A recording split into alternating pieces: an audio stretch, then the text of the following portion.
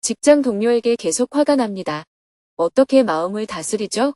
2024년 6월 28일 일본 원로 정치인 만남 일본어 통역 증문직설. 안녕하세요. 오늘은 한반도의 평화를 위해 일본의 원로 정치인들을 만나고 일본어 통역으로 일본 사람들과 증문직설 강연을 하는 날입니다. 스님은 새벽 기도와 명상을 마친 후 6시 30분에 아침 식사를 하며 하루를 시작했습니다. 오전은 휴식을 취하며 숙소에서 업무를 보다가 11시 30분이 되어 도쿄 시내로 나갔습니다. 차로 1시간을 달려 도쿄 시내에 있는 한 레스토랑에서 일본 원로 정치인들을 만났습니다. 지금 한일 친선협 회장과 부회장을 맡고 있는 분들인데 한국과 일본 간의 교류와 협력, 그리고 한반도의 평화에 대해서 의견을 나누었습니다. 북한과 러시아의 군사협력이 강화되고 있고 한반도에는 전쟁 위기가 높아지고 있는 이때 스님은 현재 북한과 유일하게 대화의 통로가 열려있는 일본이 한반도의 평화를 위해 적극적인 역할을 해줄 것을 요청했습니다. 북한과 일본의 관계 개선을 위해 일본 정부가 어떤 입장을 갖는 것이 좋을지,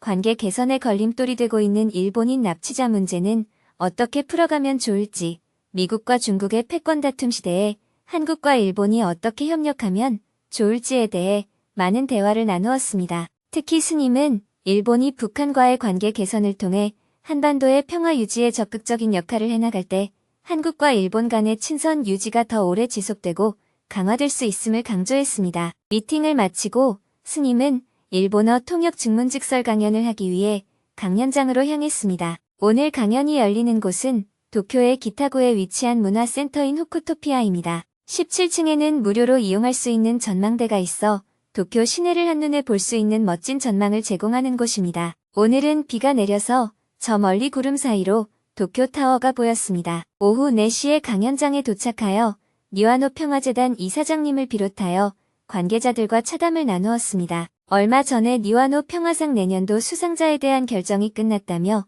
수상식에 대해 여러 가지 이야기를 나누었습니다. 지금까지 불교인 중에서 니와노 평화상을 받은 사람들은 누가 있습니까? 스리랑카의 닥터 아리아라트네 박사님, 캄보디아의 마하 고산다 스님, 타이완 자제공덕회 설립자 증엄 스님, 태국의 술락 시바락사 박사님이 있습니다.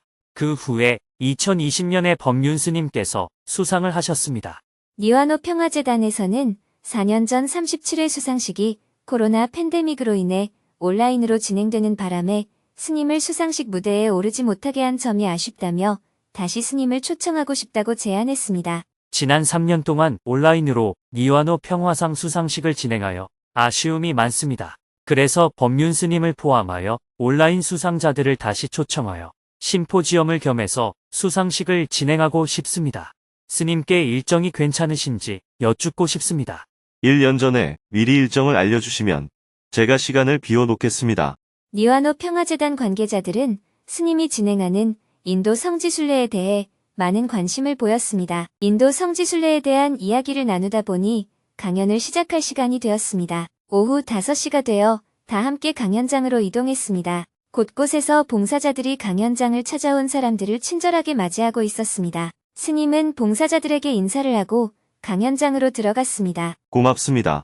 스님이 미국 워싱턴 DC를 방문하여 미국 의회, 정부, 싱크탱크 관계자들을 만나 한반도 평화를 위해 활동하는 모습을 영상으로 함께 본 후 스님이 무대 위로 걸어 나왔습니다. 큰 박수가 쏟아지는 가운데 스님과 통역자가 무대 위에 나란히 섰습니다. 먼저 스님이 인사말과 함께 증문직설의 취지와 원리에 대해 설명했습니다. 오늘은 일본어로 통역해서 여러분과 대화하겠습니다.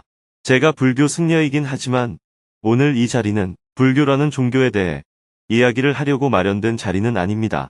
우리가 인생을 살아가면서 겪는 여러 문제에 대해서 주제에 제한 없이 대화하려고 합니다. 그래도 제가 승려니까 불교에 대해서 조금 안내하고 시작하겠습니다. 불교에는 세 종류가 있습니다. 첫째, 종교로서의 불교입니다. 이것은 믿음이 중요합니다. 둘째, 철학으로서의 불교입니다. 이것은 이해가 중요합니다. 셋째, 수행으로서의 불교입니다. 이것은 실천이 중요합니다. 제가 여러분과 대화하려는 것은 종교로서의 불교나 철학으로서의 불교가 아닙니다.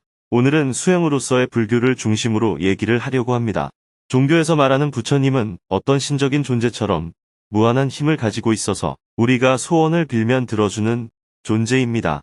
그러나 역사상 존재했던 인물인 부처님은 어떤 종교적 믿음의 대상이라기보다는 우리를 진리의 길로 안내하는 사람이었습니다. 그분은 사람들과 대화를 통해서 인간이 고뇌로부터 자유로워지는 길을 안내했습니다. 이것을 대기설법이라고 합니다.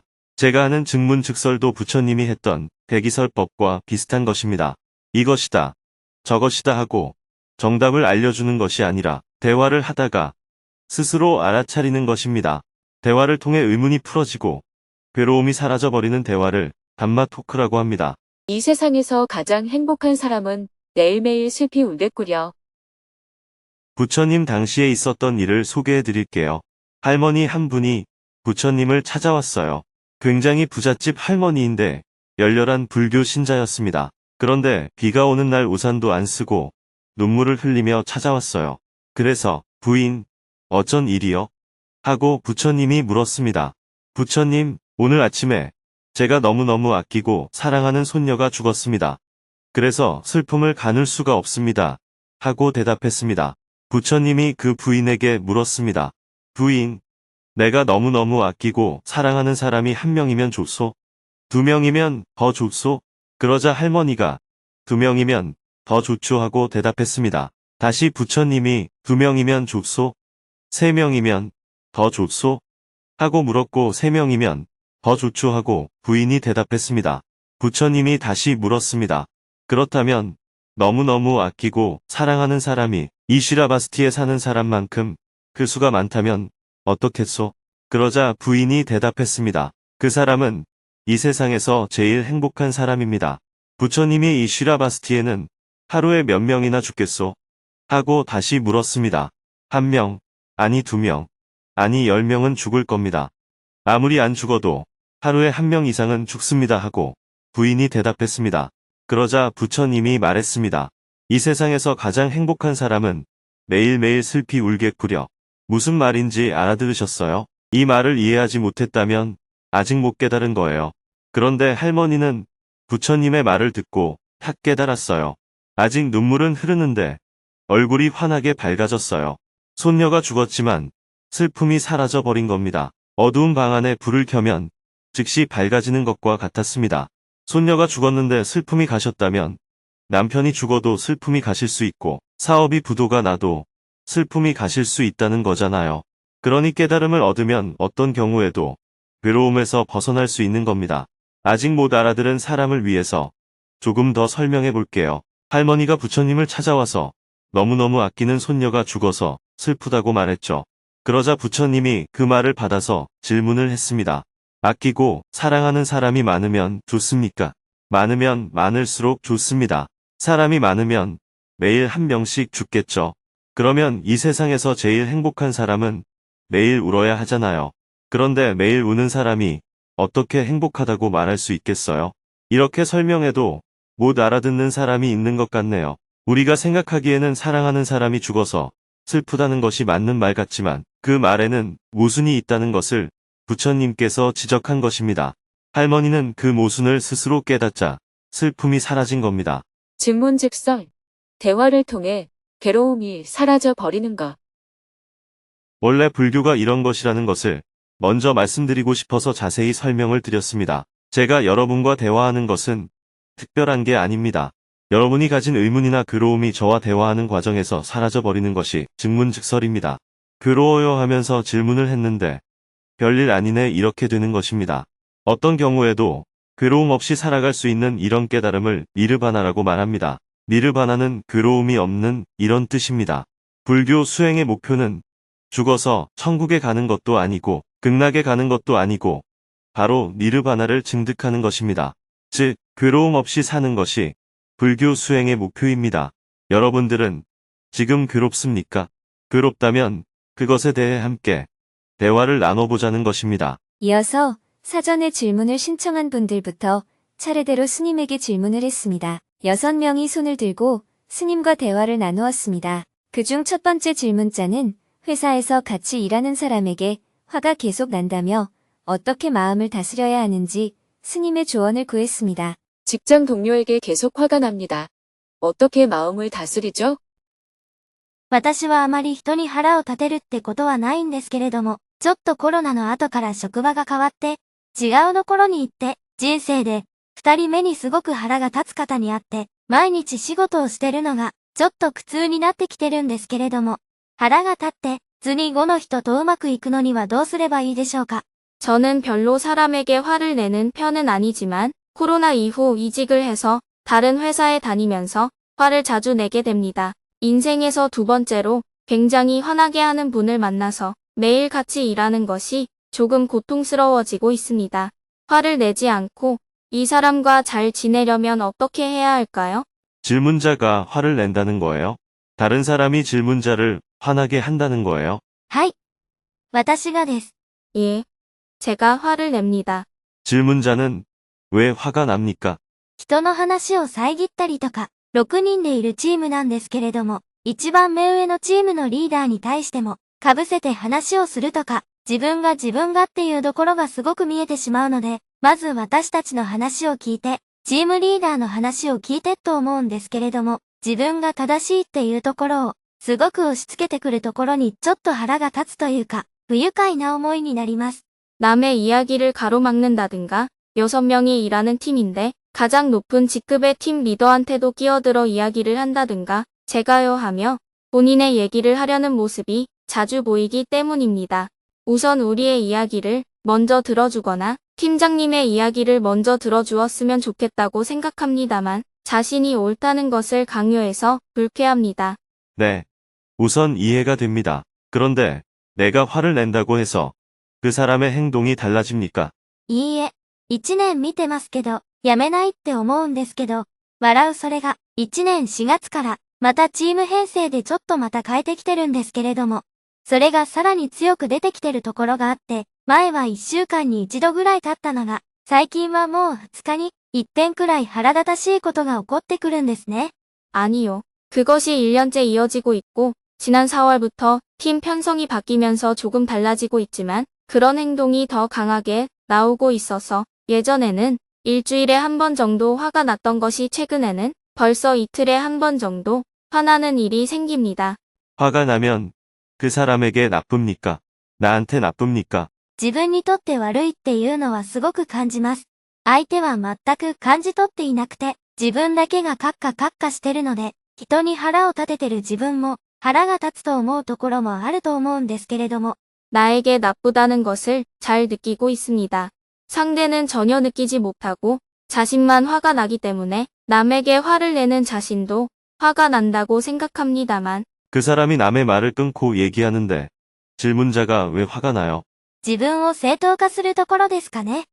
私が正しいみたいな。 자신을 정당화하기 위해서일까요? 내가 맞다고 주장하고 싶기 때문입니다. 다시 물어볼게요. 사람마다 말할 때 조금씩 다른 버릇을 갖고 있죠. 그 사람은 제 버릇대로 말하는 것인데 왜 질문자가 화가 나느냐는 거예요. 화를 내서 나한테 돈이 생긴다면 괜찮아요. 화를 내서 건강에 좋다면 괜찮아요. 하지만 화를 내면 나한테 나쁘다고 방금 질문자가 얘기했잖아요. 그 사람은 습관대로 말을 할 뿐인데 거기에 대해 내가 화를 내서 나를 나쁘게 할 필요가 뭐가 있어요? 그런데 그 사람이 나를 화나게 한 거예요. 내가 그를 보고 화가 나는 거예요. 私自身には害は与えてることの方が少ないと思うんですけれど、目上を立てないとか人の話を聞かないっていうところに、周りに対しての態度に腹を立ててるんですよね。自分にはあまり害はないんですけど、周りに対してきついのが腹が立てるっていうところですね。自分にはあまり害はないんですね。職場の中では、 그 사람이 저에게는 해를 끼치는 것이 적다고 생각합니다. 하지만 윗사람에게 공손하지 못한다거나 남의 이야기를 듣지 않는다거나 이렇게 주변 사람을 대하는 태도에 대해 화가 나는 겁니다. 저한테는 별로 해를 끼치지 않습니다. 주위를 힘들게 하는 것이 화가 납니다. 제가 그럼 하나 물어볼게요. 어떤 사람이 보름달이 뜨는 것을 보고 오늘은 달마저도 나를 슬프게 하는구나. 이렇게 시를 읊었어요. 좋은 시죠. 그런데 조금만 한번 살펴봅시다. 달이 나를 슬프게 했습니까? 내가 달을 보고 슬퍼했습니까? 私が月を見て悲しくなった。 제가 달을 보고 슬퍼졌어요. 그 사람이 말을 길게 하는 걸 보고 내가 화를 냈습니까? 그 사람이 말을 길게 해서 나를 화나게 했습니까? 私がイライラしています。 제가 짜증을 내고 있어요. 그래서 무슨 이익이 있었습니까? ありません。 이익이 없었습니다. 아무런 이익이 없는데 왜 그렇게 합니까? わからないんですけど、なんでしょうね。仕事をしているうちにやっぱり遮ってしまうのとか。自分に害がないのになんでか腹が立つんです。 일하다가 끼어들어 버린다든가 저한테는 피해가 없는데 왠지 모르게 화가 나요. 내가 다른 사람을 해치면 나쁜 사람이라고 합니다. 그런데 내가 나를 해치면 어리석은 사람이라고 말합니다. 그러면 질문자는 지금 자기를 해쳤으니까 어떤 사람이에요? 自分に自分が害を与える、バカな人だと思います。 자신에게 자신이 해를 끼치는 바보 같은 사람이라고 생각합니다. 예. 그럼 나는 바보다. 이렇게 3번 외쳐보세요. 私はバカだ。私はバカだ。私はバカだ。 나는 바보다. 나는 바보다. 나는 바보다. 질문자가 말을 끝내고 크게 웃자 청중들이 응원의 마음을 담아 박수갈채를 보냈습니다. 다시 스님이 말을 이었습니다. 우리는 이렇게 나도 모르게 바보짓을 할 때가 있습니다. 나한테 아무런 이익이 안 되고 손해가 되는 짓을 나도 모르게 할 때가 많습니다. 나도 모르게 하기 때문에 스스로 통제가 안 되는 거예요. 나도 모른다는 것은 무지하다는 것을 뜻하잖아요. 그래서 내가 지금 바보짓을 하고 있다는 것을 먼저 알아차려야 합니다. 붓다의 가르침에서 가장 중요한 것이 알아차림입니다. 이것을 빨리어로는 사띠라고 합니다. 내가 지금 바보 같은 짓을 하고 있다 하고 자각을 먼저 해야 합니다. 즉, 화가 일어날 때 화가 일어나는구나 하고 알아차려야 합니다. 화를 안 내겠다 하고 각오를 하거나 결심을 하라는 뜻이 아닙니다. 화를 안 내겠다고 결심하면 화를 내버리고 나서 자책감이 듭니다. 나는 안 돼. 이런 자책이 들어요. 이것은 화를 참는 것입니다. 그러면 스트레스를 받습니다. 참지 말고 그냥 화가 나는구나 하고 알아차리는 거예요. 화를 내는 것은 바보 같은 짓입니다. 지금 내가 바보 같은 짓을 하고 있다는 걸 알아차리기만 하면 점점 화가 사라집니다.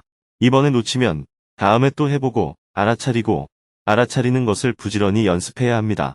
앞으로는 화가 날 때마다 화가 나네 이렇게 알아차리세요. 화를 내면 내가 나를 해치게 됩니다. 그 사람이 나를 화나게 했다고 생각하니까 화를 정당화하는 거예요. 그런데 그 사람이 나를 화나게 한 게 아닙니다. 내가 그 사람을 보고 화를 내는 거예요. 그러니 내가 나의 상태를 알아차려야 합니다. 여러분들은 자꾸 뭘 해야 된다, 뭘 하지 말아야 된다, 이렇게 각오하고 결심하는데 그것은 수행이 아닙니다. 수행이란 편안한 가운데 다만 알아차리는 겁니다. 화가 난다, 이렇게 알아차리기만 하면 됩니다. 화를 내는 것은 어리석은 행동이에요. 그러니 화가 나는 줄 알아차리기만 해도 뇌가 어리석은 행동을 하지 않는 쪽으로 움직이게 됩니다. 알아차림이 없으면 나도 모르게 어리석은 행동으로 가버립니다. 화를 안 내야지 하고 각오하지 말고 화가 나는구나 하고 알아차리세요. 계속 한번 해보세요. わかりました。ありがとうございます。 잘 알았습니다. 감사합니다. 계속해서 질문들이 이어졌습니다. 2년째 영업 회사에서 일하고 있습니다. 제 실적이 나쁜 것은 아니지만 상사와 동료가 성과만 자꾸 강요하니까 스트레스를 받습니다. 어떻게 하면 좋을까요? 사랑보다는 멀고 우정보다는 가까운 한국인 남자 친구에 대해 강한 감정을 느끼게 되는데 이런 감정을 끊는 방법을 알고 싶습니다. 2명의 친아들 외에 30대 한국인 남성을 아들처럼 여기고 있습니다. 예전에는 가족처럼 연락하며 지냈는데 요즘은 연락이 뜸해져서 쓸쓸함을 느낍니다. 앞으로 어떻게 지내야 할까요? 일본의 산림과 야생 동물을 보호하는 활동을 20년간 해오고 있는데 최근에 사슴과 멧돼지를 퇴치하기 위해 총기 사용을 허락하는 법이 통과되어서 답답합니다. 왜 계속해서 전쟁이 일어나는 걸까요? 세계 평화는 정말 가능할까요? 더 질문을 하고 싶은 사람들이 있었지만 약속한 90분이 다 되었습니다. 스님은 마지막 질문자의 질문에 대해 대답하며 강연을 마쳤습니다. 이 세상은 늘 혼란스럽습니다. 우리는 혼란 속에 늘 살고 있고 혼란 속에서도 평정심을 유지하는 것이 수행입니다. 전쟁이 일어날 위험이 있는 가운데 우리는 평화를 유지해 나가야 합니다. 갈등이 있는 가운데 우리는 화해를 해나가야 합니다. 이 세상에는 수많은 병균이 있지만 우리가 면역력을 키워서 극복하며 사는 것과 같습니다. 이 세상에 아무런 병균이 없도록 하는 방식은 진정한 평화가 아닙니다. 모든 상황에서 우리는 갈등을 겪습니다. 그 갈등을 어떻게 하면 조금 더 평화롭게 해결해 나갈 것인가 하는 것은 우리의 일상에서 항상 적용해 나가야 합니다. 여러분들의 마음도 평화롭고 사회도 평화롭게 해 나가는 길을 가면 좋겠습니다. 그 길에 부처님의 지혜로운 말씀이 조금 도움이 될 겁니다. 불법의 가피가 여러분들에게 내리기를 바랍니다. 다음 일본 방문 때 다시 만날 것을 기약하며 큰 박수와 함께 강연을 마쳤습니다. 곧바로 무대에서 책 사인회를 했습니다. 참석자들은 스님의 일본어 번역책을 한 권씩 들고 줄을 섰습니다. 스님은 한 명씩 눈을 맞추고 인사를 나누었습니다. 오늘 강연을 정말 감명 깊게 잘 들었습니다. ありがとうございます。 감사합니다. 마지막으로 강연을 준비해준 봉사자들과 기념사진을 찍고 스님은 강연장을 나왔습니다. 수고했어요. 감사합니다. 곧이어 한국 시청자들을 위해 금요 증문즉설 생방송을 해야 해서 서둘러 도시락으로 저녁 식사를 했습니다. 식사를 마치고 문화센터 내 8층 회의실로 이동하여 금요 증문즉설 생방송을 했습니다. 저녁 7시 30분이 되자 3,900여 명이 생방송에 접속했습니다. 스님이 웃으며 인사말을 건넸습니다. 저는 지금 일본 도쿄에 있습니다. 조금 전까지 이곳에서 일본 사람들과 통역으로 증문즉설을 하고 나서 오늘 여러분들을 만나게 되었습니다. 일본에 와서 오사카와 도쿄에 사시는 한국 교민들을 위해서 강의를 했고 오늘은 일본 사람들을 위해서 강의를 했습니다. 그리고 일본의 원로 정치 지도자들을 만나서 한반도의 평화를 가져올 수 있는 방법, 북한과 일본의 관계 개선, 이런 문제에 대해 대화를 나누기도 했습니다. 우리는 한반도의 어떤 경우에도 전쟁이 일어나서는 안 된다 하는 관점을 가져야 합니다.